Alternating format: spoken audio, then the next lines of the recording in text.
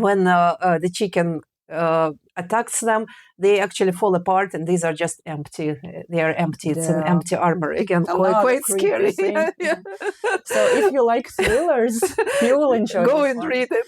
I wonder if anybody made a movie or a cartoon. They should. They should be. Yeah, I think there was some Soviet cartoon. Yeah. Yeah, they made this Fawn's Labyrinth, right? Yeah. Fawn's Labyrinth. They could make a Black Hen. Yeah.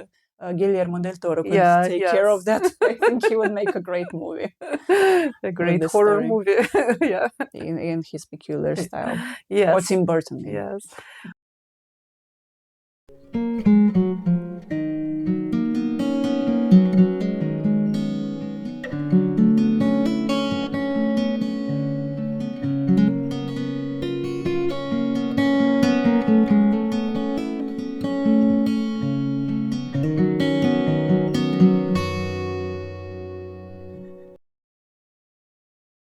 Hello, welcome to my Roulette podcast. Today is an unusual and very joyful occasion when I'm joined by my friend Katya. And we have this very precious opportunity to talk about Russian literature while being in one room, which is very, very rare because we live in different parts of the world. Katya has a very similar story as I do. Well, first of all, we are namesakes, of course, but also she's also originally from Moscow. She went to the same university as I did, even in different times, and she also ended up moving abroad. She's from Brazil, and she also teaches Russian for foreigners, for Russian as foreign language. So we have a lot of things in common, and we thought that maybe we could make this collaboration together.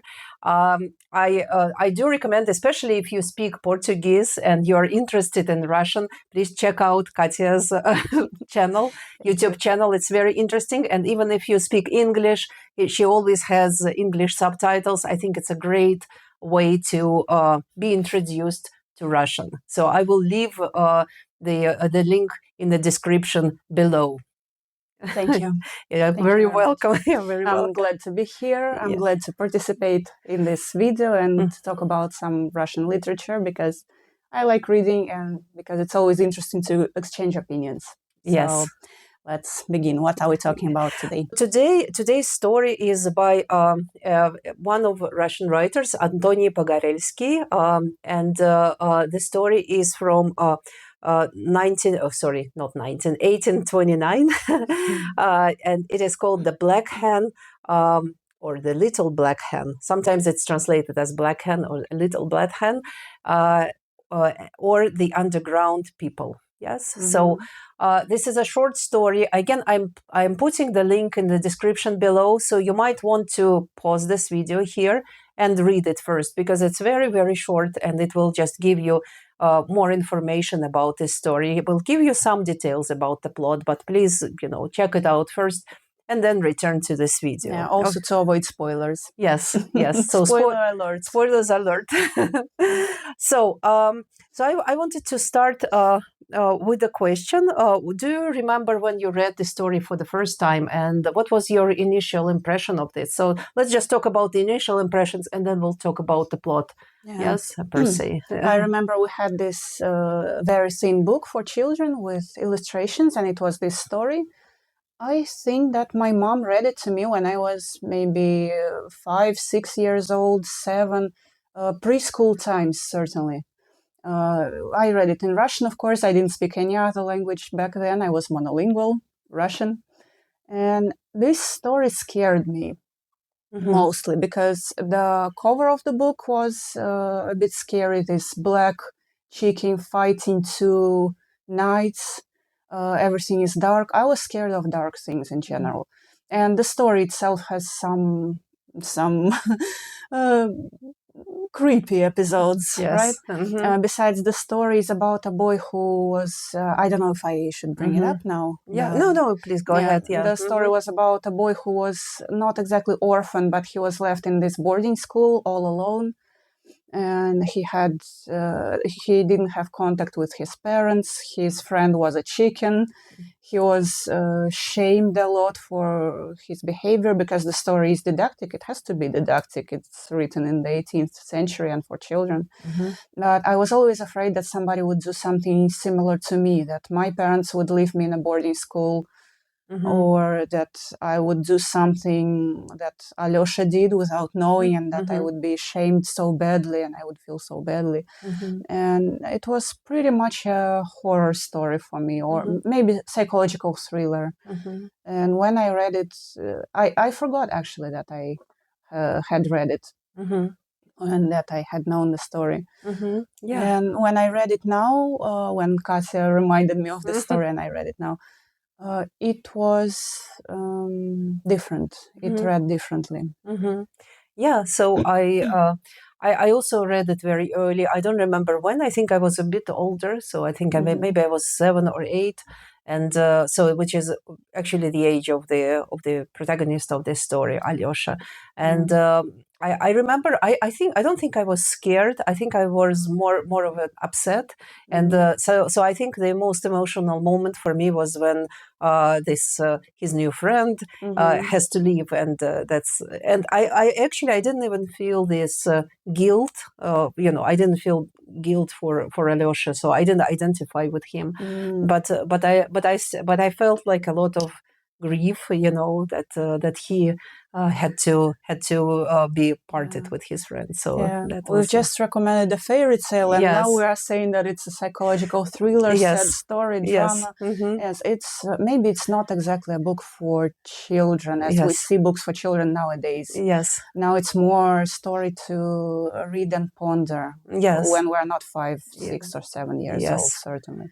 Absolutely. But, yes, back then it was a book for children, and yeah, it's interesting because when we were talking about it, I was looking for some reviews or some articles about this story, and I found a brief review in one of the American journals, and it says that though this is an unusual fable, it might be difficult to imagine a child reading it. So.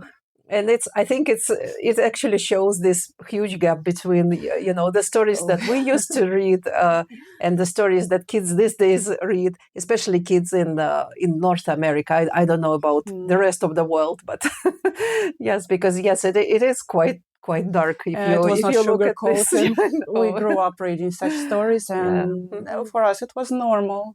And Brothers Grimm too, right? Yes. Brothers Grimm Yes. have quite gloomy stories. It's just we just read them normally.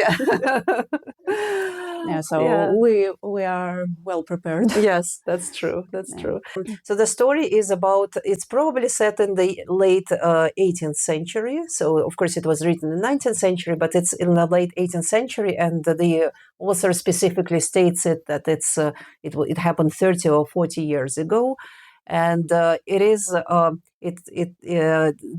this boy, as Katya has said, yes, who is sent to the boarding school, just because not because of some tragedy, but just because his family lives very far away, and they just want to give him a good education. Probably, but they don't write him letters. No, I think it's like they are stored him there and just abandoned him. And what do you think? How old was he? He was 8, I think, or 9. He was 7. He was when 7. He was sent to the boarding school. 7 years boy, old. Yeah, left alone in a boarding school. Yes. Nowadays, it's unthinkable. Yes. Well, it's thinkable, but it's a very sad story. Yes, and it's absolutely. not what people would do normally nowadays. Yes. So he would be left there. He was. And the Pogorelsky says that he missed his family, obviously, and he was bored sometimes. So he didn't really have any friends there, even though teachers were kind to him. It wasn't some terrible place. But he would be like his only entertainment would be to feed the chicken in the yard, and to look through the fence, through the holes in the fence outside into the street, because they were not allowed to go out. Yes, and then there are a lot of little small details. Again, I do recommend that you read them.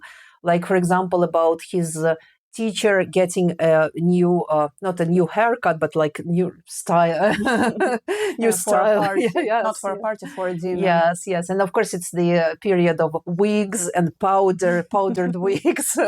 So it's described very, like in many details. Yeah, the pictures in the book are very good. Yes, They give this idea of what it looked like. Yes, back yes. I wonder if this is actually he actually placed it there just to indicate that it is 18th century, because I think for the 19th century readers it already sounded as something very outdated. And yeah, it's like as if a writer nowadays put it something like in the times of I don't know, in the times of those clothes with shoulders, right? shoulder blades, shoulder blades, yes, and bright colors, Yes. and very curly, voluminous hair, and we would immediately identify that it's in the 70s or 80s. Yes, I think that's how we should, like perceive it, yes, as readers. But anyway, so he has he befriends a chicken, a hen, a black hen, whom he calls Blackie, and yeah. So and he becomes friends with her. Yeah. So it's I think it's important to say that this is her. Yes, not him. So not a rooster, but a hen, and he just plays with her, and she also kind of likes playing with him. And until one day he notices that the cook starts chasing this poor chicken with a knife, because she wants to cook her, and saying that she never laid any eggs. Yeah. So he pleads with this cook and gives her the like the golden coin, which was a coin that his grandmother gave him, but he wants to save this hen so much that he gives it to her. What caught my attention, sorry to interrupt, that the cook looked around to make sure nobody's watching. Yes, because it's bribing. Yes, yes, that's bribing. And then that night, when he wakes up during the night, he hears some rustling under his bed, and then the chicken, the hen, the black hen, comes out and starts talking to him. Yes, and so she brings him. She says, "Let me take you to my land." Yes, and to an interesting place. And so he goes with her, and he's not supposed to look anywhere or to touch anything, because they go through this again very strange rooms with two Dutch ladies who live there, like close by. And again, Pogorelsky says that they are 100 years old. They've seen Peter the Great, but they are asleep, and they look almost like corpses, like wax figures. That's how they are described. That was one of the creepy episodes that scared me when I was little. Yes, but the boy sees a cat, and he wants to pet the cat, and so the cat meows. And the parrot, who is also there, starts shouting like "fool, fool, fool!" And what a strange place, huh? Yes, two wax-looking ladies sleeping, a parrot and a cat. But actually, the story says that those two ladies just were just living there, renting rooms or something like that. And one of them had a cat, another one had a rooster, pets basically. But it's all presented. A parrot as a pet. Yes. And it's if we present it like this, sounds like just normal scenario, but in the book it's all presented like something mysterious, because they go through their rooms, and it's described as if it was a secret passage full of strange things. And it made me think that when we are little, we see many things, unknown things, as mysterious, potentially scary, potentially dangerous. And I think there is this parallel to this mystery of encountering new things and places. Yes, it actually reminded me of the story which was called "The Childhood of Nikita" by Alexei Tolstoy. Yes, Do you remember exactly. that? There is this scene where this boy goes into the empty rooms, and it's also mysterious, and he sees it in his dreams, and then he finds a little ring there. Yes, and Yes. it's not a magic tale, but it's still, you see it through the eyes of the This child. charm of the first encounter with Yes, something. yeah. Mm-hmm. So yes, and then so everyone wakes up. The ladies wake up, and then they go into the next room where there are basically knights, but you will only see their armor. Yeah, So they it's hang just on the the wall. armor hanging on the wall. Mhm. So they come off the wall, and then the chicken becomes very, very big, and she starts Yeah, fighting she has them. to fight Yeah, the knights because they don't let them pass further. yes, and Mhm. and Alyosha becomes so terrified that he faints, and then he wakes up in his bed. Yeah, so he wonders if it was Mhm. all A just a dream or dream. a reality. Mhm. Yes, and then next again, I'm omitting some other events, but the next night. The Blackie comes back again, and she's kind of angry at him. She says, why did you wake them up? And he again pleads with her and says, well, please take me there again. And so they walk through the rooms again, and there are dolls that he looks at and like nods them. Yeah, nods at them. Chinese dolls that do something like this, like Yes, those. yes, Probably had to do with the cats. cats. Yeah, Yeah, and Alyosha nods to them too, and the dolls start following him. But then the chicken also quite creepy, I might say. Yes, I found that part creepy but too. it's interesting that he's not scared of dolls. He's just amused. He just wanted to.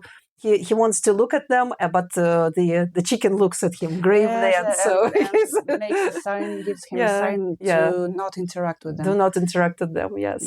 So yes, and then and then they meet these knights, but this time they are very, very slow and sleepy. Yeah, they are half awake. Half awake. He woke them up, but only a bit. When the chicken attacks them, they actually fall apart, and these are just empty. They are empty. It's an empty armor. Again, quite scary. So if you like thrillers, you will enjoy Go this and one. read it. I wonder if anybody made a movie or a cartoon. They should. They should be, yeah. I think there was some Soviet cartoon, yeah. Yeah, they made this Fawn's Labyrinth, right? Yeah. Fawn's Labyrinth. They could make a Black Hen in the Guillermo del Toro could take care of that. I think he would make a great movie. A great horror movie, yeah. In his peculiar style. Yes. Or Tim Burton. Maybe. Yes. But finally, Alyosha, they reach some underground hall, and there he meets very tiny people who turn out to be this underground, people, folk nation, whatever. And then he meets the king of this people, and the king starts thanking him for saving his minister. And he says, "Why? I saved a hen." And he says, "No, it's a minister. I don't have a hen. I have my a hen is minister. my hen. My minister is no hen. No hen." And so then the minister comes in, and he realizes that was Blackie. So again, it's very interesting that we have this shift from her to him, and we see it in the story as well, that sometimes when he addresses him Blackie, he's like this character is called her, and sometimes it's him. So like there is this fluidity, yes, between. Back then, a woman couldn't be a minister. No, no, absolutely not. So yes, and then they show him around, and they're gnomes, yes, because they're a lot of jewelry and precious gems, precious stones. And the minister also mentions that sometimes in the earlier times, they would appear to people, but rarely. Nowadays, people are indiscreet, so they need to stay quiet under the ground and not manifest themselves. Yes, and the important thing is that Alyosha doesn't tell anyone that he's seen them, because then they have to leave and find a new place to live. Yeah, if he reveals the secret to anyone. And by the way, it's funny because they invited him without explaining the conditions, without previously explaining the rules of the behavior, that he shouldn't touch anything. And then they scold him because when the chicken comes back the second night, when they succeed on the night they succeed, on the first night the chicken actually told him, "Oh, you must have woken up the knights." And Alyosha tries to ask, "What knights? What happened?"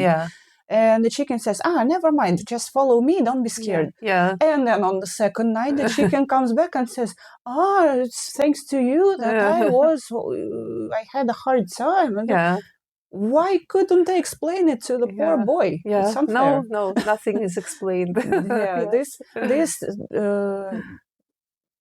This triggered me a lot when I was reading this fairy tale when being adult already. Yeah. Mm-hmm. Not fair. Yeah, not fair. And I think it actually shows us that this is these creatures, they are indeed like underground, and they are not like they have their own rules, which are sometimes to trick the humans. We forgot to tell you that you should not touch things, and that you shouldn't tell anybody about us. But now you know, and you will have troubles if you do. Yeah, because it's sometimes it's this theme of a pact with, well, not with the devil, but with some demons. So it's like they're not actually benign, they are not good. So. Even secret society. Yes. He got involved with a secret society or some, I don't know, how do you call those underground groups? Resistance. Yes. And now he's in touch with them, and now he has to follow a certain code. Yes. He's not free anymore, in a way. Yes. There is a very good novel that I've read recently. It's actually contemporary. I forgot the name of the author, but it's the novel is called All the Birds in the Sky, and it's about basically a witch, like a contemporary, young witch, and another character. He's like a tech geek, like he's a very like a genius, yes. And so at some point when they meet again, when they are already adults, like first they are kids, then they grow up together, but then they meet as adults. And so he's invited to the group of witches and wizards, the magicians, and they trick him into like they actually put a spell on him because because they are friends, and again nobody has to know, so they put a spell on him. So, but yeah, anyways, so it's again it's very nasty. Yes, it's. Yeah. What about asking beforehand? No, nobody is asking. Nobody is asking. Yeah. Well, so so that's the story. And then so what happens what now? happens in the underground world? I hope you have enjoyed our conversation with Katya. I think it was great fun. So this is the end of of part 1, and if you would like to know what happened next in our story and in our conversation as well, and how we reacted to things that were happening in this story, please tune in next time. Till then, please like and subscribe both this video and also check out Katya's channel. See you next time. Bye bye.